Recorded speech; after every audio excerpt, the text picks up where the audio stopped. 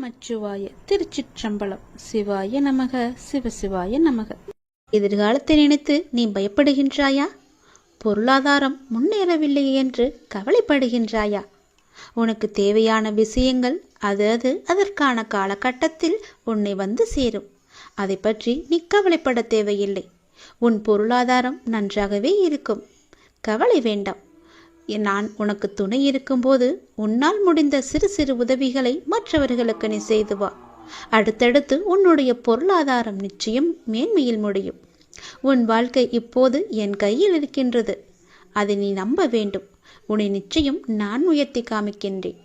உன்னோடு நான் இருப்பதை எப்படி நீ அணு அணுவாக உணர்ந்து கொண்டாயோ அது போலவே உன்னை அணு அணுவாக உயர்த்தி மிகப்பெரிய உயரத்தில் நான் வைக்கப் போவதை நீ காணப் போகின்றாய். உன் புகழ் உயரும். உன் உள்ளம் குளிரும். அந்த நல்ல நாளை இந்த ஆண்டில் நீ நிச்சயம் காண்பாய். எது நடந்தாலும் எல்லாமே நன்மைக்கே என்று நீ எடுத்துக்கொள்கின்றாய் அல்லவா? அந்த எண்ணத்திற்கே எல்லா நன்மையும் உனக்கு வந்து சேரும். நீ எப்போதும் உண்மையாக இருக்க முயற்சி செய்கின்றாய். ஆனால் எல்லோரும் உன்னிடம் உண்மையாக நடந்து கொள்ளாவிட்டாலும் உன் உண்மை அவர்களை நிச்சயம் மாற்றும். உன்னை அனைவரும் அவர்கள் மதிப்பார்கள். கவலையப்படாதே. நான் உன்னை உயர்த்தி காமிக்கின்றேன். எது நடந்தாலும் அப்பா இருக்கிறார் என்ற நம்பிக்கையோடு இரு. நான் உன் வீட்டிற்கு வந்து உன்னுடனே தங்கிவிட்டேன். என் வரவால் நீ இதுவரை சந்தித்த வந்த வேதனைகள் எல்லாம் எப்படி காணாமல் போனது என்று நினைத்து வியக்கும் அளவிற்கு நிச்சயம் உன்னுடைய வாழ்வில் பல நல்ல நல்ல மாறுதல்கள் எல்லாம் நடைபெறும். இனி ஒவ்வொன்றாக அது உனக்கு தெரிய வரும். வாழ்க்கையில் பல அற்புதங்கள் நிகழப் போகின்றது. எல்லாமே எனக்கு தெரியும் என்ற நம்பிக்கையோடு என்னிடம் ஒப்படைத்துவிட்டு எல்லாமே என் அப்பாதான் என்று இருக்கின்றாய் அல்லவா? நிச்சயம் நான் உன்னை கைவிட மாட்டேன். என் நிலைமை மாறவில்லையே. நானோ நீயே என்று கதியின்றி இருக்கின்றேன். உனக்கோ என்னை கவனிக்க நேரமில்லை என்று நீ புலம்புகிறாய். ஒரு நாள் இந்த வாழ்க்கை எனக்கு பிடித்த மாதிரி மாறும் அப்படி என்கின்ற நம்பிக்கையில் நீ ரொம்ப நாட்களாகவே வாழ்ந்து கொண்டு இருக்கின்றாய்.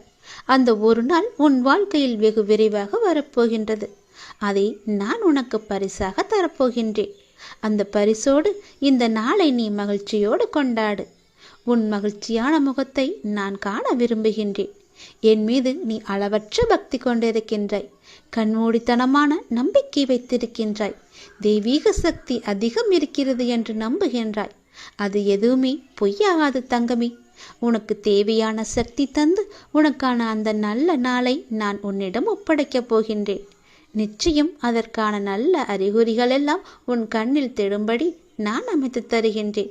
நீ நல்லதாய் நினை. உனக்கு நல்லதே நடக்கும். சில நேரம் நீ மிகவும் மகிழ்ச்சியாகவும் சுறுசுறுப்பாகவும் இருக்கின்றாய். சில நேரமோ மிகவும் சோர்ந்து போய் கவலையில் மூழ்கின்றாய். எப்பொழுதும் உன் மனதை நீ சுறுசுறுப்பாக வைத்துக்கொள்ள என்னுடைய நாமத்தை மட்டும் நீ உச்சரித்து கொண்டு இருந்தாலே போதும். என்னுடைய நாமமானது உனக்கு எப்போதும் உதவியாக இருக்கும். எந்த நேரத்திலும் உனக்கு துணை இருந்து கொண்டே இருக்கும். என் நாமத்தை மட்டும் நீ சொல்லிக்கொண்டே வா. தை மாதத்தில் உன்னுடைய இல்லத்தில் ஒரு நல்ல நிகழ்வு நடப்பதற்கான அறிகுறிகள் உனக்கு தென்படும். அது தொடர்பான முடிவுகள், பேச்சுவார்த்தைகள் எல்லாம் நடக்கப் போகிறது. உன்னுடைய எண்ணத்தில் நேர்மறை சற்று குறைந்தாலும் நேர்மறை எண்ணங்களை விடாமல் பிடித்துக்கொள். நீ நன்மைகள் நிச்சயமாக நடக்கும். உன்னுடைய மனதை மகிழ்ச்சியாக வைத்துக்கொண்டு நீ செய்யும் செயல்கள் எல்லாம் நிச்சயம் நல்ல பலனை தரும். அப்படியே உன் மனதை நேர்மறையாகவே வைத்துக்கொள். உன் இல்லத்தில் மகிழ்ச்சி என்றுமே நிலைத்திருக்கும். உன் மன கதவு எல்லாமே திறக்கப் போகிறது. தடைப்பட்ட கதவுகள் எல்லாம் திறந்து உன் வாழ்க்கைக்கான நல்ல நல்ல மாறுதல்கள் எல்லாம் நடைபெறும். நான் தரும் பரிசோடு இந்த நாளை நீ தொடங்கிப்பார். உன் வாழ்க்கையில் பல நல்ல நல்ல விஷயங்கள் எல்லாம் இந்த ஆண்டில் உனக்கு நடைபெறும். என் பரிசோடு இந்த நாளை தொடங்கு. இதுவரை உனக்கு கைக்கு எட்டியது கை நழுவி போனது அல்லவா? கண்முன்னே இருந்தது காணாமல் போனது அல்லவா? இது போன்ற சூழ்நிலைகள் உனக்கு முடிவுக்கு வரப்போகின்றது. உன் வாழ்வில் ஒரு புதிய மாற்றம் வரப்போகின்றது. எது உனக்கு ராசி இல்லாத தினம் என்று மனதுக்குள் நினைத்தாயோ அந்த ராசியான தினமாக அது மாறப்போகிறது. ஏற்கனவே நான் சொன்னபடி உனக்கான நல்வினைகள் செயல்பட ஆரம்பித்து விட்டன. சில விஷயங்கள் உனக்கு முட்டுக்கட்டையாக இருந்தாலும் உன் முன்னேற்றத்தை யாரும் தடுக்க முடியாது. ஏனென்றால் உனக்கு துணையாகத்தான் உன் அப்பா நான் இருக்கின்றேனே. நீ முன்னேறி சென்று கொண்டே இரு. எப்போதும் முன்னோக்கியே நடக்க பழகு. இப்பொழுது இருக்கும் உன் மனநிலையை குறித்து சிறிதும் அஞ்சாதே, அதிருப்தியும் அடையாதே. லட்சியத்தை அடைந்தே தீருவன் என்று உன் உள்ளத்தில் உறுதியை நீ உண்டாக்கிக்கொள். நீ செய்யும் செயல்களில் ஈடுபாடும் அந்த செயல் உனக்கு எவ்வளவு முக்கியமானது என்ற உணர்வும் இல்லையே, நீ செய்வதெல்லாம் நேரத்தையும் வாழ்க்கையும் வீணடிப்பது மட்டுமே. எல்லாம் திரும்பி போனால் திரும்ப வராது. எதிலும் வெற்றி பெற இயலாது. நீ செய்யும் காரியத்தால் வாழ்க்கையில் ஏதோ ஒன்று சரியாகவோ தவறாகவோ நடந்தால் அதற்கு காரணம் எது என்பதை நீ முதலில் ஆராய்ந்து பார். அதை நீ திருத்திக்கொள். வாழ்க்கையின் சிறு விஷயங்களிலும் முழு ஈடுபாட்டுடன் இருந்தீர்கள் என்றால் அதில் நிச்சயம் நீ வெற்றி பெறுவாய். ஒரு புல் வளர்வதற்கு சிரமப்படுவதில்லை. உடலில் உள்ள இரத்தமும் மற்றும் வெள்ளை அணுக்கள் உடல் முழுவதும் சுற்றி கொண்டிருப்பதற்கு அது சிரமப்படுவதில்லையே. பூக்கள் மலர்வதற்கு சிரமப்படுவதில்லையே. ஏனென்றால் அப்படித்தான் அவை வடிவமைக்கப்பட்டிருக்கிறது. படைப்பின் மகத்துவமே அதுதான். ஒவ்வொரு நொடியும் கஷ்டமான முயற்சிகளால் தான் படைப்புகள் நிகழ்ந்து கொண்டிருக்கின்றன. ஆனால் அவையெல்லாம் உனக்கு ஒரு பொருட்டாகவே தெரியவில்லையே. நீ படும் துயரங்களும் சிரமங்களும் தான் உனக்கு பெரிதாக தெரிகின்றது. இப்பொழுது இந்த உலகில் சிரமப்படாமல் எதுவுமே சாத்தியமாகாது. உன் கைக்கும் அது கிடைக்காது. சிரமப்பட்டுத்தான் ஆக வேண்டும். முயற்சி செய்து பார், நிச்சயம் கிடைக்கும். முதலில் எதுவும் சிரமமில்லை என்று நம்பு. நீ சிரமம் என்று சொல்வதற்கு காரணம் உன் மனதுதான். சிரமம் என்பதை நாம் கடந்தால்தான் லட்சியத்தை நம்மால் அடைய முடியும். மாபெரும் படைப்புகளை உருவாக்க நல்ல உணர்வுகளும் அபரிமிதமான மகிழ்ச்சியான மனநிலையும் மட்டும் இருந்தால் போதும். அதை உனக்குள்ளே நீ வளர்த்துக்கொள். உனக்கு நிச்சயம் வெற்றி கிடைக்கும். நான் என்றுமே உனக்கு துணையாக மட்டுமே இருப்பேன். நம்பிக்கையோடு உன்னுடைய கடமை எது என்று உனக்கு தோன்றுகிறதோ அந்த கடமையை நீ தவறாமல் செய்து கொண்டு வா. அந்த கடமையிலிருந்து நீ பின்வாங்காதே. ஏனென்றால் அது உனக்கென்று படைக்கப்பட்ட கடமைகள். உன் கடமையை நீதான் செய்ய வேண்டும். அதை யாருக்கும் விட்டு கொடுத்து விடாதே. அதிலிருந்து உன் கர்மாக்கள் கழிய போகின்றது. வாழ்க்கையில் நீ சாதனை படைக்கத்தான் நீ பிறந்திருக்கின்றாய். அதை முதலில் நீ நம்ப வேண்டும். அதன்படியே நீ முயற்சி செய்ய வேண்டும். நாம் கண்டிப்பாக வெற்றி பெறுவோம் என்ற தன்னம்பிக்கை, நம்பிக்கை, பொறுமை எல்லாமே உனக்குள்ளே வேண்டும். ஆகவே அனைத்தையும் சமநிலையில் நீ ஏற்க உன்னுடைய மனதை நீ தயார் நிலையில் வைத்துக்கொள். எத்தனையோ முறை முயற்சி செய்துவிட்டேன், அது என் கைக்கு கிடைக்கவில்லை. எத்தனையோ முறை அது என் கை நழுவி போய்விட்டது. என் கண் முன்னே கைக்கு எட்ட தூரத்தில் இருந்தாலும் அது என் கைக்கு கிடைக்கவில்லை என்ற பல சூழ்நிலைகளில் நீ தவறான முடிவுகளை எல்லாம் எடுத்து வந்தாய். இனி அது நடக்காது. இதுவரை உனக்கு கைக்கு எட்டியது, கை நழுவி போனது எல்லாம், உன் கண் முன்னே இருந்தது, காணாமல் போனது எல்லாம் இப்போது உன் கைக்கு வரப்போகிறது. உன் கைக்கு எட்டப் போகிறது. எல்லாமே ஒரு முடிவுக்கு வரப்போகிறது. உன் வாழ்வில் பல நல்ல நல்ல மாற்றங்கள், புதிய புதிய மாற்றங்கள் எல்லாம் வரப்போகிறது. உனக்கு ராசி இல்லாதது என நினைத்த ஒன்று இப்போது அதுவே உனக்கு ராசியாகி எல்லாவற்றையுமே உனக்கு ஜெயித்து தரப்போகிறது. ஏற்கனவே நான் சொன்னபடி உனக்கான நல்வினைகள் எல்லாம் செயல்பட ஆரம்பித்து விட்டன. சில விஷயங்கள் உனக்கு முட்டுக்கட்டையாக இருந்தாலும் உன் முன்னேற்றத்தை யாரும் தடுக்க முடியாது. ஏனென்றால் அந்த முட்டுக்கட்டைகளை எல்லாம் உன்னுடைய அப்பா நான் அதை தடுத்து எறிந்து விட்டேன், தகர்த்தெறிந்து விட்டேன். நீ கவலையின்றி சந்தோஷமாக எல்லாவற்றையுமே செய்து கொண்டு முன்னோக்கி சென்று கொண்டே இரு. உனக்கு வெற்றி என்ற கிரீடத்தை நான் சூட்டி மகிழ்கின்றேன். நிச்சயம் அதை நீயும் பெற்று ஆனந்த கண்ணீர் வடிக்கப் போகின்றாய். உனக்கானதை நான் எடுத்து வைத்து விட்டேன். அது உன்னிடத்தில் சேரும் நாளையும் நான் குறித்து விட்டேன். சந்தோஷமாகவே அதை நீ பெற்றுக்கொள். இழந்த உன் மதிப்பை மீண்டும் பெறப்போகின்றாய். என்னுடைய துணை உனக்கு உண்டு. அதை நீ மறந்து விடாதே. நீ மீண்டு எழும் நாள் அற்புதமான காலமாக இருக்கப் போகிறது. நாம் கடவுளிடம் எது வேண்டுமானாலும் அவர் அமைதியாக இருப்பதற்கு காரணம் இருக்கும். நீங்கள் கடவுளிடம் பேசுவதை மட்டும் நிறுத்தி விடாதீர்கள். இறைவனிடம் நீங்கள் பேசுங்கள். இறைவனிடம் பேசும் வார்த்தைகள் மிகவுமே வலிமையானவை. இறைவனிடம் திரும்ப திரும்ப ஒரு விஷயத்தையே சொல்லும்போது அது கண்டிப்பாக நிறைவேறியே தீரும். இறைவனிடம் நீங்கள் கேட்கும் ஒவ்வொன்றையும் அவர்கள் கவனித்து கொண்டு தான் இருக்கிறார். உங்கள் பிரார்த்தனைகள் கண்டிப்பாக ஒரு நாள் நிறைவேற்றப்படும். அவருடன் பேசுவதை மட்டும் நிறுத்திவிடாதீர்கள். ஒரு விஷயம் நமக்கு நடக்க வேண்டும் என்றால் இறைவனிடம் முறையிட்டு கொண்டே இருங்கள். இது நடந்தே ஆக வேண்டும், இதை சரி செய்யுங்கள் அப்பா என்று சொல்லிக் கொண்டே இருங்கள். நிச்சயமாகவே அவர் உங்கள் பிரார்த்தனையை நிறைவேற்றி தருவார்.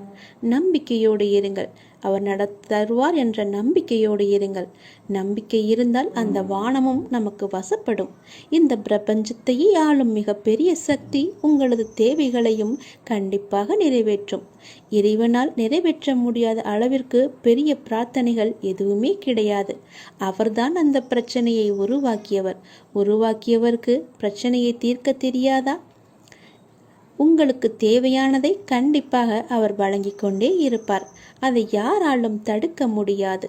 இதுவரை இறைவன் கொடுத்ததற்கு இனி கொடுக்க போவதற்கும் என அனைத்துக்குமே நீங்கள் நன்றி சொல்ல வேண்டும். நன்றி சொல்ல மறவாதீர்கள். உங்களை கைப்பிடித்து வழி நடத்தி கொண்டிருக்கும் சக்தியை முழுமையாக நம்புங்கள். நீங்கள் யார் மீது ஒருவர் மீது நம்பிக்கை வைத்திருக்கிறீர்களோ அது முழுமையான தூய மனதுடன் கூடிய நம்பிக்கையாக இருக்க வேண்டும். எது செய்தாலும் அசைக்க முடியாத நம்பிக்கையாக இருக்க வேண்டும். அப்போதுதான் அவருடைய முழுமையான லீலைகள் நமக்கு தெரிய வரும். என்றுமே அது உங்களை கைவிடாது. உங்களுக்கு வேண்டியது அனைத்தும் வாரி வழங்கும். உங்களுக்கு வேண்டிய அனைத்தையும் பெற்று நீங்களும் உங்களை சார்ந்த அனைவரும் மகிழ்ச்சியோடு வாழ்வீர்கள். அதற்கு அவரே துணையாகவும் இருப்பார். நீங்கள் செய்ய வேண்டியது எல்லாம் அவரிடம் நீங்கள் தினமும் பேசிக்கொண்டே இருப்பது மட்டும்தான். என்ன அப்பா, எப்படி இருக்கிறீர்கள் என்று ஆரம்பித்து எல்லாவற்றையுமே பேசுங்கள். எல்லாவற்றிற்கும் அவர் நிச்சயம் பதில் தருவார். ஆனால் அந்த பதிலுக்கு நீங்கள் கொஞ்சம் காலம் காத்திருக்க வேண்டும். உடனடியாக நடக்க வேண்டும் என்றால் அது நடக்காது. சிறிது காலம் பொறுமையாகத்தான் இருக்க வேண்டும். இப்போது நீங்கள் செய்ய வேண்டிய மிக முக்கியமான காரியம் என்னவென்றால், உங்களுக்கான காரியங்கள் நிறைவேறப் போகும் இந்த நாட்களில் மிக பொறுமையாக இருப்பதுதான். நீங்கள் பொறுமையுடனும் நம்பிக்கையோடும் இருப்பதுதான் அவருக்கு நீங்கள் செய்யும் வழிபாடு, தொண்டு என்று கூட வைத்துக் கொள்ளலாம். அவர் உங்களிடம் வேறு எதுவுமே கேட்கவில்லை. நான் உங்களுக்கு செய்து தருகிறேன், அதற்கு பதிலாக நீங்கள் என் மீது நம்பிக்கையும் பொறுமையாக இருங்கள் என்று சொல்கிறார். ஆர்வமும் சிந்தையும் உள்ள பக்தர்களின் விருத்தியில் நான் இருந்து கொண்டே அவர்களின் தொன்று தொட்டு இருக்கும் அடர்ந்த அஞ்ஞானமாகிய இருளை என்னுடைய கருணையினால் மிக்க ஒளியுடன் விளங்கும் விவேகம் என்னும் ஞான தீபத்தினால் முற்றும் நாசமடையும்படி நான் செய்வேன் என்று நீ உணர்ந்து கொள். நல்லது ஒன்றை அடைய வேண்டுமென்ற சிரத்தை ஒருவனுக்கு இருந்தாலே அவனிடம் இறைவன் குடிக்கொண்டிருக்கிறான் என்று பொருள். இல்லையென்றால் அவனுக்கு மேற்கொண்டு என்ன செய்ய வேண்டும் என்பது கூட தோன்றாமல் இருக்கலாம். ஆதலால் நாம் செய்யும் ஒவ்வொரு செயலின் பின்னணியிலும் இறைவன் இருக்கிறான் என்று நம்புபவனுக்கே பிரபஞ்சமும் அதன் இயக்கங்களும் ஒவ்வொன்றாக புரிய வரும். அது மட்டுமல்லாது அண்டத்தில் உள்ளதுதான் பிண்டமாகிய நம்முள்ளும் இருக்கிறது என்ற இறுதி உண்மையும் உனக்கு தெரிய வரும். செய்யும் தொழிலே தெய்வம் என்று அப்படி செயல்புரிபவனுக்கு தொன்று தொட்டு விளங்கும் அறியாமை என்னும் இருளை போக்கி ஞானத்தை நான் வழிய வந்து தந்து விடுவேன் என்று பகவான் கிருஷ்ணன் நமக்கு உத்தரவாதம் தந்திருக்கிறார். அந்த ஞானம் அடைந்தவனுக்கு வேறு எந்த பாதையிலும் செல்வதற்கு தோன்றாது. அவருடைய பாதத்தையே அவர் பிடித்து கொள்வார்கள். தன்னுடைய மனப்போக்கை மாற்றுவதால் தன்னுடைய வாழ்க்கையை மாற்ற முடியும் என்று கண்டுபிடிப்புதான் என் தலைமுறையின் மாபெரு கண்டுபிடிப்பும். எதிர்த்து சண்டையிடுவதற்கு அதிக புத்திசாலித்தனம் தேவையில்லை. புரிந்து கொண்டு விட்டு கொடுப்பதற்கு தான் அதிக புத்திசாலித்தனம் தேவைப்படுகிறது. அனுசரித்து போவதும் அமைதியாக இருப்பதும் மனித வாழ்க்கையின் நிம்மதிக்கான முக்கியமான மந்திரம். நெற்றியை காயப்படுத்துவதை விட முதுகை வளைத்துச் செல்வது எவ்வளவு நல்லது. பேசுவது திறமையல்ல, தனது பேச்சால் யாருக்கும் எந்த பாதிப்பும் வராமல் பேசுவதே திறமை. கோபத்தில் ஒரு முறை விட்ட வார்த்தைகளை மறுமுறை சரி செய்ய முடியாது. அப்படி முயன்றால் அது ஓட்டையான குடத்தில் தண்ணீர் நிரப்புவதற்கு சமம். நல்ல புரிதல் உள்ளவர்களுக்கு சொல்ல தேவையில்லை.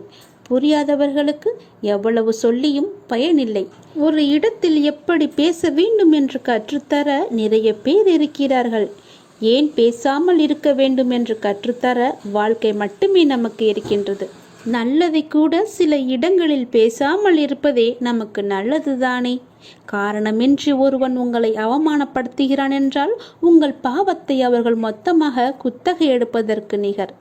உமக்கு சுபிட்சம் கிடைக்கப் போகிறது என்ற அர்த்தம். அவர்களுக்கு பெரும் கேடு கிடைக்கப் போகிறது என்று நீ புரிந்து கொள். அவர்கள் உன்னை அவமானப்படுத்தினால் சந்தோஷமாகவே அதை எடுத்துக்கொள். அவர்களுக்கு கெட்ட காலம் ஆரம்பித்து விட்டது என்று நீ புரிந்து கொள். உங்களை எவர் புரிந்து கொள்ளாவிட்டாலும் பரவாயில்லை. உங்கள் வழிகளில் நீங்கள் உண்மையாக இருங்கள். எந்த துயர் வந்தாலும் அத்துயரை போக்கி புத்துயிரருளும் இறைவன் உங்களோடு எப்போதுமே இருக்கிறார். ஆகவே நீங்கள் எதற்குமே பயம் கொள்ளாதீர்கள். மழையளவு துயர் வந்தாலும் மாமருந்தாய் காத்து நிற்பவன் இறைவன் ஒருவனே என்பதை நீங்கள் உணர்ந்து அவரிடம் நம்பிக்கை கொள்ளுங்கள். அவரே எல்லாவற்றையுமே பார்த்து கொள்வார். மிக பெரிய ஆபத்திலிருந்து உன்னை காப்பதற்காகத்தான் இவற்றை எல்லாமே நான் சொல்கிறேன். நான் சொல்வது உன்னுடைய நலனுக்காக. நான் சொல்வதை தவறாமல் கேட்டு அதன்படி நடத்துக்கொள். உண்மையில் உங்களுக்கு ஒரு எதிரி உண்டு எனில் உள்ளத்தில் எழும் ஒழுங்கற்ற எண்ணமே என்பதில் நீங்கள் கவனம் செலுத்துங்கள். நானும் என்னை சார்ந்தவர்களும் ஆரோக்கியத்துடனும் மகிழ்ச்சியாகவும் மன நிறைவாகவும் வாழ்ந்து கொண்டிருக்கின்றோம் என்ற எண்ணத்தை மனதில் ஆழமாக விதித்து கொள்ளுங்கள். அந்த எண்ணமே அதற்கான சூழ்நிலையையும் செயலையும் தானாகவே உருவாக்கிவிடும். எந்த மனது நல்லது நினைக்கிறதோ அந்த மனதிற்கு நல்லதே நடக்கும். யார் ஒருவர் மற்றவர்களும் நன்றாக இருக்க வேண்டும் என்று நினைக்கின்றாரோ அவர் நன்றாகவே இருப்பார். இதை பின்பற்றினால் உங்களுடைய வாழ்க்கை சிறப்பாக மலரும். உங்கள் திறமையை கொள்ளும் முதல் எதிரி உங்களின் தயக்கம்தான். தயக்கத்தை நீங்கள் விட்டொழியுங்கள். எந்த ஒரு மோசமான சூழ்நிலையும் உங்களை பலவீனப்படுத்தாமல் பார்த்து கொள்ளுங்கள். மாறாக நீங்கள் எப்போதும் ஆக்கப்பூர்வமான மனநிலையோடு தன்னை உறுதியாக வைத்துக் கொள்ளுங்கள். பிடிக்காத விஷயத்தை கண்டு கொள்ளாமலும் வேண்டாத விஷயங்களில் உங்களை கவனம் செலுத்தாமலும் தேவையற்ற கேள்விகளுக்கு பதில் சொல்லாமலும் நீங்கள் இருந்து பாருங்கள். உங்கள் உடலும் மனமும் ஆரோக்கியமாகவே இருக்கும். எந்த ஒரு பிரச்சனையும் உங்களை வந்து நேராது. உங்களுடைய நிம்மதியும் தொலையாது. நீங்கள் எப்பொழுதும் சந்தோஷமாகவே இருக்கலாம். எந்த ஒரு பிரச்சனையுமின்றி மகிழ்ச்சியாகவே வாழலாம். தேவையற்ற பேச்சுக்களை நீங்கள் குறைத்து கொண்டால், வீண் வாக்குவாதங்களை நீ தவிர்த்து கொண்டால், தேவையற்ற எண்ணங்களை நீங்கள் விலக்கி கொண்டால் எல்லாமே உங்களுக்கு நல்லதாகவே அமையும். உங்களுடைய எதிரியை உங்களுக்கு அருகிலேயே வைத்துக்கொண்டு சுற்றுமுற்றும் பார்ப்பது எதற்காக? நான் சொல்வது புரிகிறதா? அக்கம் பக்கத்தினர் எல்லாம் உன்னை பற்றி தவறாக பேசுகிறார்கள். அவர்கள்தான் என்னுடைய எதிரி என்றும் நினைக்கிறாய். உன்னை சுற்றியுள்ள உறவினர்கள் உன்னை அப்படி பார்க்கிறார்கள். அவர்கள்தான் என் எதிரி என்று பார்க்கிறாய். எல்லாமே தவறு. உன்னுடைய எதிரி வேறு எங்குமே இல்லை. அவர்கள் பேசுவது இயல்புதான். அவர்கள் பேசிவிட்டு போகட்டும். அவர்களையெல்லாம் நீ பெரிதாக எடுத்துக்கொள்ளாதே. உன்னுடைய எதிரி உனக்குள்ளேயே இருக்கிறது.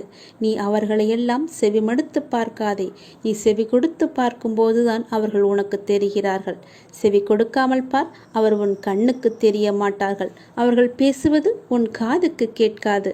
நீ உன்னுடைய மனதை மட்டும் எப்பொழுதும் அலைப்பாய விடாமல் தைரியமாக ஒரு நிலையில் வைத்துக்கொள். உன்னுடைய எதிரி மனம் அலைந்து கொண்டிருக்கிறது.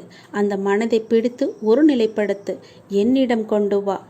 அதாவது என்னுடைய நாமத்தை நீ ஜபித்து கொண்டே இரு. எவ்வளவு பெரிய துயரமானாலும் துன்பமானாலும் கண்ணிமையில் நொடிப்பது போல ஒரு நொடியில் அந்த துன்பம் எல்லாம் காணாமல் போய்விடும். இது என்னுடைய வாக்கு.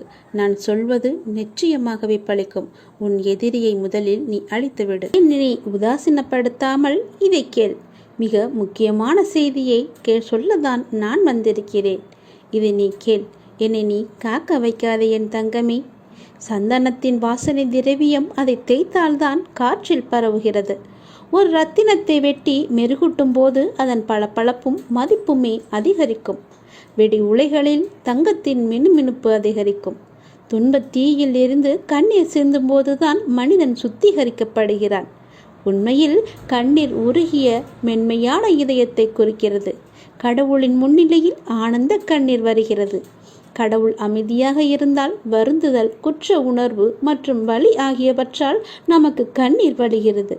கண்ணீரை உடல் சுத்தப்படுத்தி கண்கள் பிரகாசமாக்கும் என்று மருத்துவர்கள் கூட சொல்கிறார்கள். இதயத்தின் ஆழத்தில் மறைந்திருக்கும் எதிர்மறை எண்ணங்களை துடைத்து மனிதனை உண்மையான உன்னதமாக்கும் என்று கவிஞர்களும் கூறுகிறார்கள். உண்மையில் கூறப்போனால் கடவுள் அருளிய கண்ணீர் ஒரு அற்புத மருந்தை போல மனித மனதை சுத்தப்படுத்தி தூய்மையாக்கி அழகுபடுத்தி மேம்படுத்துகிறது. நெருக்கடியான நேரத்தில் மட்டுமல்ல, எல்லா சந்தர்ப்பங்களிலும் எல்லா இடங்களிலும் நாம் கடவுளின் நாமத்தை ஜபிக்க வேண்டும்.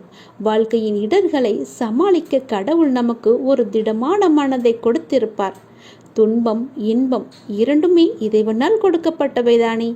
எனவே இரண்டையுமே நாம் ஏற்றுக்கொள்ளதானே வேண்டும். இன்பம் வரும்போது நாம் ஏற்றுக்கொள்ளும் போது துன்பத்தை மட்டும் ஏன் தள்ளிவிட வேண்டும்?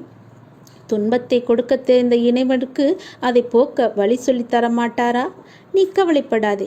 கண்ணீரையும் புன்னகையையும் இறைவனின் பரிசாக நீ கருத வேண்டும். ஒளியின் முக்கியத்துவம் இருளில்தான் தெரியும். நீண்ட மணி நேர கடின உழைப்புக்கு பிறகுதான் ஓய்வின் மதிப்பை நம்மால் உணர முடியும். உழைத்து உழைத்து பார், ஒரு நிமிடமாவது உட்கார்ந்தால் தேவலாம் என்று உன் மனதுக்கு தோன்றும் அல்லவா? அப்படித்தான் இதுவும். துக்கத்தால் துன்பப்படும் போது இன்பம் என்னவென்று நமக்கு தெரியும். நமது பாவங்களை கழுவி பிரச்சனைகளிலிருந்து நம்மை சுத்திகரிக்கும் அப்பாவிற்கு நாம் எப்படி நன்றி இல்லாதவர்களாக இருக்க முடியும்? நாம் அவருக்கு நன்றி கூறிக்கொண்டே தான் இருக்க வேண்டும். ஏதாவது ஒரு ரூபத்தில் எப்படியாவது நம்முடைய கஷ்டத்திற்கு நிவாரணத்தை அவர் தந்து கொண்டு தான் இருக்கிறார். ஆனால் எந்த ரூபத்தில் வருவார் என்று நமக்கு தெரியாது. அது அவருக்கு மட்டும்தான் தெரியும். ஆகவே குரு மற்றும் ஆதி இறைக்கு நன்றி உடையவர்களாக நாம் இருப்போம். நாம் இன்று செய்யும் செயலுக்கு நாம் இறைவனுக்கு நன்றி சொல்வோம். இவற்றையெல்லாம் சொன்னது உனக்கு புரியாமல் தான் இருக்கலாம். இது நான் நேரடியாக சொல்லாமல் சில சூட்சமமாகத்தான் சொல்லியிருக்கிறேன். அதை நீ புரிந்து தெளிந்து கொள். அப்போதுதான் உன் வாழ்வு எந்த பிரச்சனையும் இல்லாமல் இருக்கும். இதை நீ உதாசீனப்படுத்தாது. இன்றோடு உன் போராட்ட வாழ்வுக்கு முடிவுக்கு வந்துவிடும். நீ கவலையப்படாதே. இதை நீ ஒரே ஒரு முறை கேட்டால் என்றால் உன்னுடைய வாழ்வு இன்பமயமாக மாறும். உன் போராட்டம் எல்லாமே முடிவுக்கு வந்துவிடும். இது என்னுடைய சத்திய பிரமாணம். நீங்கள் முன்னேறுங்கள். கடவுள் மீதும் நம்பிக்கை வையுங்கள். உங்கள் மீதும் நம்பிக்கை வையுங்கள். எல்லாம் என் நன்மைக்கே நடக்கிறது என்று நம்பிக்கையுடன் சொல்லுங்கள். நம்பிக்கையுடன் உங்களுக்கு நீங்களே நினைவுபடுத்திக் கொள்ளுங்கள். தெய்வீக திட்டத்தில் அளவற்ற புத்திசாலித்தனம் இருக்கிறது. கடந்த காலத்தை பற்றி தொடர்ந்து யோசிக்காதீர்கள். எதிர்காலத்தை பற்றி அதிகமாக நீங்கள் கவலைப்படாதீர்கள். நடப்பது எல்லாம் நன்மையாகவே நடக்கும். அதனுடைய போக்கிலேயே நடக்கும். எதிர்காலத்தை பற்றி நினைத்து கொண்டு நிகழ்காலத்தை நீங்கள் வாழ விட்டு மறந்து விடாதீர்கள். நிகழ்காலத்திலேயே நீங்கள் வாழ்ந்து விடுங்கள். உங்கள் விதிக்கு நீங்களே சிற்பியாக இருங்கள். எப்போதும் நேர்மையாக சிந்தித்து சிறந்த சுய முயற்சியை நீங்கள் மேற்கொள்ளுங்கள். தனக்கு உதவி செய்பவர்களுக்கு கடவுள் நிச்சயம் உதவுவார். நீங்கள் நேர்மையுடன் மனதில் எந்த ஒரு தவறான குறிக்கோளும் இல்லாமல் செய்யும் முயற்சிகள் அனைத்துமே வெற்றி பெறும். எல்லா வளங்களும் தானாகவே ஒன்றின் பின் ஒன்றாக உங்களை நோக்கி வரும். உங்களுடைய துன்பத் துயரங்கள் எல்லாமே தானாகவே பனி போல ஓடிவிடும். அன்பு, பணிவு மற்றும் இரக்கத்துடன் உங்கள் வாழ்க்கையை நீங்கள் முழுமையாக வாழுங்கள். உங்கள் வாழ்க்கையை தலைச்சிறந்த படைப்பாக்குங்கள். உங்கள் வாழ்க்கையை பற்றி எல்லோரும் பேசும்படி செய்யுங்கள். அவர் எவ்வளவு கஷ்டப்பட்டு முன்னேறி வந்திருக்கிறார், அவரை போல எல்லோரும் இருக்க வேண்டும் என்று ஊரார் பேசும்படி மெய்ச்சித்து வாழ பாருங்கள். நேர்மையுடன் நீங்கள் முயற்சி செய்யுங்கள். உங்களுடைய முயற்சி எல்லாமே தானாகவே வெற்றி பெறும். அந்த வெற்றியிலிருந்து தான் உன்னுடைய வாழ்வும் வளம் பெறும். உன்னுடைய வாழ்க்கையில் பலவிதமான நல்ல நல்ல மாறுதல்கள் எல்லாம் ஏற்படும். பல விதங்களில் உனக்கு எல்லாமே நல்லதாகவே நடக்கும். பல வழிகளில் உனக்கு பணமும் கிடைக்கும். அந்த வெற்றியை நோக்கி நீ சென்று கொண்டே இரு. நீ மற்றவர்களுக்கு உன்னால் முடிந்த தான தர்மங்களை செய்யும் போது கடவுள் உன்னுடனேயே தானாக வந்து விடுவார். யாரும் கேட்காத போது நீயாக சென்று உதவு. அவரின் கஷ்டம் அறிந்து அவருக்கு நீ உதவிப்பார். கடவுள் உன் கஷ்டம் அறிந்து உனக்கு உதவ முன்னோக்கி வருவார். அவரே எல்லா பிரச்சனையையும் தீர்த்து வைப்பார். உன்னால் முடிந்த உதவியை மட்டும் எல்லோருக்கும் செய்துவிடு. இன்றோடு உன் போராட்ட வாழ்வு எல்லாமே ஒரு முடிவுக்கு வரும் என்று சொன்னேன் அல்லவா? அது சத்தியமாகவே நடக்கும். என் மீது சத்தியமாகவே நடக்கும். இதை நீ ஒரு முறை கேட்டு அதன்படி நடந்து கொள். எல்லாமே உனக்காக சொல்லப்பட்டது. உன்னுடைய பிரச்சனைக்காக, தீர்வுக்காக சொல்லப்பட்டது. இதை நீ செய், நல்லது நடக்கும். நம் மனிதராக பிறந்த அனைவருக்குமே சுதந்திரம் இருக்கிறது. சுதந்திரம் என்றால் என்ன? ஒரு மனிதர் தன் இஷ்டப்படி இருப்பதும், எவருடைய கேள்விக்கும் விளக்கம் அளிக்கக்கூடாது என்பதும், தன் இஷ்டப்படி பேசுவதும், மற்றவர்களின் உணர்வுகளை கேலியாக நகைப்பதும், இதை சில மனிதர்கள் சுதந்திரம் என்று நினைக்கிறார்கள். உண்மையான சுதந்திரம் என்றால், ஒரு ஆன்மா இந்த உலகில் உயிர் வாழ நிறைய விஷயங்கள் தேவையாக இருக்கிறது. அதில் வாழும் முறை என்பது மிக முக்கியமான விஷயம். ஆன்மாவுக்கு எல்லா பக்குவங்களும் இருக்கும். ஆனால் மனித உடலில் இருக்கும் ஆன்மா வெளியில் தன்னை உணர்ந்து காட்ட மிக அதிகமான பக்குவம் தேவை. அதற்கு சுதந்திரமான முறை மட்டுமே பக்குவத்தை போதைக்கும். ஒவ்வொருவருக்கும் ஒவ்வொரு கனவுகள் இருக்கும். அதை நிறைவேற்ற தனியாக பயணிக்க நேரம், தருணம், சுதந்திரம் என்ற சிறகுகள் இருந்தால் மட்டுமே நம்மால் பயணிக்க முடியும். ஒரு குழந்தையாய் ஒரு ஆன்மா இருக்கும்போது, அது எழுந்து நடக்க பயிலும் போது பெற்றோர்கள் சொல்லிக் கொடுக்கிறார்கள். அந்த குழந்தை தன் கால்களால் முயன்று நடக்கும். அப்போது குழந்தை நடக்கட்டும் என்ற சுதந்திரத்தை கொடுப்பார்கள். அப்போது தன்னால் முயன்று எழுந்து நடக்க முடியும் என்ற எண்ணத்தில் நாளடைவில் அது இன்னும் அதிகமாக வேண்டும் என்று எண்ணுவார்கள். இதை வாங்கி தருகிறேன், அதை வாங்கி தருகிறேன் என்று கூறுவதை காட்டிலும் உன் சொந்த கால்களில் நின்று நிறைவேற்று என்று சொல்லுங்கள். உனக்கான சுதந்திரமாகவும் உனக்கான வழிகாட்டியாகவும் வருவேன் என்று எடுத்துக்காட்டாய் விளங்கும் தருணம் அது. அந்த ஆன்மா தன் சிறகுகள் மூலம் பறந்து தனக்கென்று உருவாகும் வழிகளை பார்க்கும். அப்போது நிறைய சஞ்சலங்களும் எதிர்மறை எண்ணங்களும் தோன்றும். அப்போது கலங்கரை விளக்கமாயிருக்க சில பக்குவப்பட்ட ஆன்மாக்கள் உங்களுக்கு வழிகாட்டுதல் வேண்டும். அப்படி ஒரு சமயத்தில் நீ என்னை சந்தித்தாய். ஆனால் நான் உன்னை சந்தித்து பல ஜென்மங்களாக உனக்கான தருணம் வரும் வரை உன்னிடத்தில் நான் அமைதியாக இருந்தேன். உனக்கே தெரியாமல் உனக்கென்ற ஒரு நேரமும் வந்தது. என் உயிர் குழந்தையாய் என்றுமே நீ இருந்து கொண்டு இருக்கிறாய். நீ படகில் பயணிக்கும் கடலில் என் பாதுகாப்புடன் செல்கிறாய். உனக்கென்ற சுதந்திரம், உனக்கான கனவு. அதில் உன்னை நேர்மறை சாயலில் பிரதிபலிக்கச் செய்வேன். வெற்றி என்ற ராஜ சிம்மாசனத்தில் உன் சிறகுகளை உடைத்தவர்கள் முன்னிலையில் உயர்ந்து நீ நிற்பாய். இது என்னுடைய சத்திய வாக்கு. நான் உன்னை சோதித்து பார்த்தேன். உன்னுடைய அன்பை சோதித்து பார்த்தேன். உன் பக்தியை சோதித்து பார்த்தேன். உன்னுடைய நம்பிக்கையை சோதித்து பார்த்தேன். உன்னுடைய பலம் எது, பலவீனம் எது என்ற விசுவாசத்தையும் நான் சோதித்து பார்த்தேன். உன் அன்பின் ஆழத்தை நான் புரிந்து கொண்டேன். உன் பக்தியின் தூய்மையை நான் புரிந்து கொண்டேன். உன்னுடைய பலம் மற்றும் விசுவாசத்தையும் எவ்வளவு உன்னதமானது என்பதையும் நான் அறிந்து கொண்டேன். எதற்குமே அஞ்சாதே, உன்னோடு நான் இருக்கிறேன். எல்லாமே நலம் பெறும். என்னை கீழே தள்ளி அள வைத்து வேடிக்கை பார்த்தவர்கள் மத்தியிலே என்னை உயர வைத்து தூக்கி அழகு பார்ப்பவர்தான் என்ன நம்பிக்கை வைத்திருக்கிறாய். நான் சொல்வதை எல்லாமே கேட்டுக்கொண்டுதான் இருந்தாய். ஆனால் இப்போது சமீப காலமாக என்னை நீ அலட்சியப்படுத்தினாய். அன்றே கூறினேன், நீ அலட்சியம் செய்தாய். இன்றாவது நீ கேட்பாய் என்று நான் உனக்கு வந்திருக்கிறேன் உன்னிடம் ஒரு செய்தி சொல்ல. இது உனக்கான கடைசி வாய்ப்பு. நான் சொல்வதை கேள். தேவையின்றி அச்சம், பயம், பதற்றம் அடைவதை விட்டுவிட்டு உங்களையும் உங்களை சார்ந்தவர்களையும் சமூகத்தையும் மகிழ்வோடு வைத்திருங்கள். சிலர் எப்போதாவது பதற்றமும் பயமும் அடைகின்றனர். சிலர் அனைத்து விஷயத்திலுமே பதற்றம் அடைகின்றனர். ஆக மொத்தத்தில் இந்த பயம், அச்சம், பதற்றம் ஆகியவை எல்லாமே நம்மை கீழே இழுக்கும் சக்திகளாகவே எப்போதுமே இருந்து வருகிறது. பயமான அல்லது இக்கட்டான சூழ்நிலைகள் இருக்கும்போது நாம் எல்லோருமே பதற்றம் அடைந்திருப்போம். இது இயற்கைதான். அதே சூழ்நிலைகள் நமக்கு பழகும் போதோ, மாறும் போதோ, அல்லது அதிலிருந்து விலகும் போதோ பதற்றமும் பயமும் நம்மை விட்டு போய்விடுகிறது.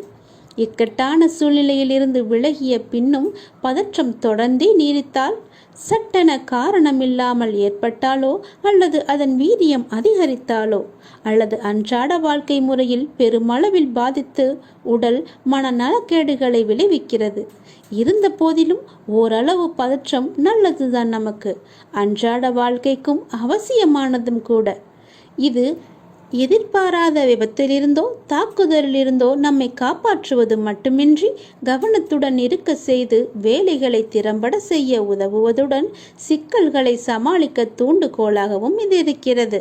ஆனால் எல்லா நேரமும் பதற்றமாக இருக்கும்போது உடல் மன அளவில் பல உபாதைகளை ஏற்படுத்தும் வாய்ப்பும் அதிகமாகவே இருக்கும். எப்பொழுதும் கவலையுடன் இருந்தால் கவனம் செலுத்துவதில் சிரமம் ஏற்படும். எளிதில் எரிச்சல் அடைவது, மன சோர்வு போன்ற மன சிக்கல்களும் ஏற்படும். பதற்றம் காரணமாக வரும் உடல் மன உபாதைகள் எல்லாம் வேறு சில நோய்களுக்கும் பொதுவானவையாகவே மாறிவிடும். எனவே பதற்றம் காரணமாக இந்த உடல் சிக்கல்கள் வரும்போது வேறு ஏதோ நோய் வந்துவிட்டதாக தவறாக கணிக்கக்கூடாது. பதட்டம் என்பது ஒரு மனநோய் என்று. ஆனால் அதை தொடக்கத்திலேயே நாம் கிள்ளி எறிய மறுத்தால் அது மனநோய்க்கு வித்தாகிவிடக்கூடும். உடல் அளவிலும் மனதளவிலும் ஏற்படும் பதற்றத்தின் அறிகுறிகள் எந்த விதமான சூழ்நிலையில் ஏற்படுகிறது, எவ்வளவு நேரம் நீடிக்கிறது, எப்படி சரியாகிறது என்பதில் கவனம் செலுத்த வேண்டும்.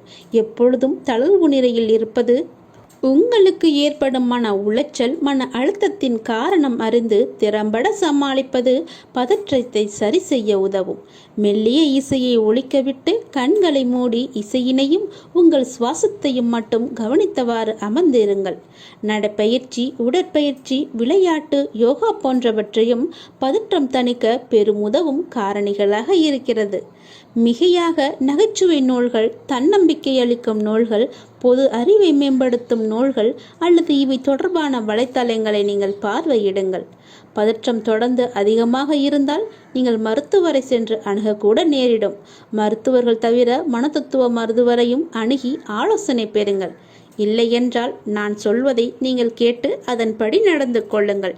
என்னை நீ அலட்சியம் செய்கிறாய், அதனால்தான் இவ்வளவும் உனக்கு. இன்றாவது நீ கேள், நான் சொல்வது போல செய். இதுதான் உனக்கான கடைசி வாய்ப்பாக நான் சொல்கிறேன்.